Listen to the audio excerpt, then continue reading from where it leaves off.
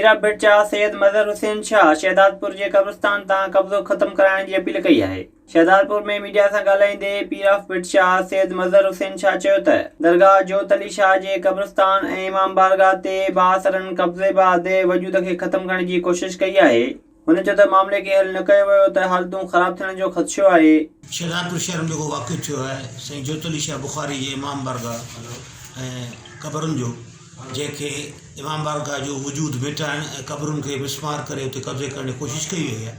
इन जी असीं सख़्तु मज़म्मत था करियूं ऐं पंहिंजे सॼे शिया बिरादरी ऐं हुकूमत पाकिस्तान खे अपील था कयूं त इन महमूले मसइले खे ही मामूली न सम्झनि ऐं इन जो असरु कराची खां गिलगित ताईं वञी सघे थो।